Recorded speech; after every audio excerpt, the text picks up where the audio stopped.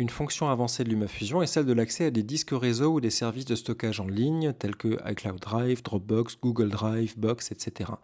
Vous pouvez connecter et interfacer LumaFusion avec ces services en appuyant sur cette icône ici. Et vous voyez que vous avez la liste de sources possibles pour pouvoir accéder à des ressources partagées, par exemple. Admettons que je veuille me connecter sur Box. Je vais choisir cette ligne-là. Une alerte nous demande d'autoriser l'accès à Box. On va choisir Continuer. Et vous avez ensuite une interface classique de connexion où vous devrez rentrer votre nom d'utilisateur et votre mot de passe pour autoriser LumaFusion à accéder à vos contenus. Une fois que vous avez fait ça, je vais vous montrer par exemple à quoi ça ressemble dans Google Drive. On va accéder au Drive. LumaFusion doit évidemment être connecté à Internet pour pouvoir faire ça. Et vous voyez que la structure de votre Drive est reflétée dans LumaFusion. Je vais aller dans mes favoris et vous voyez que j'ai ici deux éléments, une image et un modèle de titre que j'avais préalablement exporté depuis LumaFusion. Je peux très bien importer ces deux éléments en les sélectionnant, simplement en les touchant chacun une fois.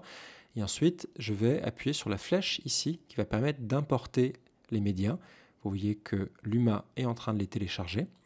Un message m'indique où ils se trouvent. Et ils se trouvent ici dans les sources sous la rubrique Importer.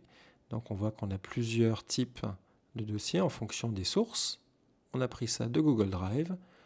Et vous voyez qu'ici, je retrouve mon image que je peux utiliser dans mon montage, comme ceci. J'annule.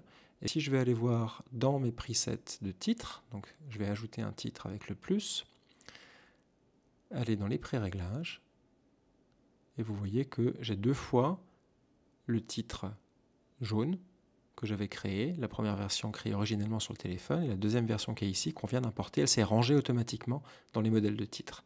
Donc cette fonction de stockage en ligne est extrêmement pratique, puisque vous pouvez avoir des ressources partagées dans une équipe, avec par exemple des logos, des éléments de charte graphique, des images, voire même des vidéos ou des musiques que vous utilisez régulièrement pour vos montages.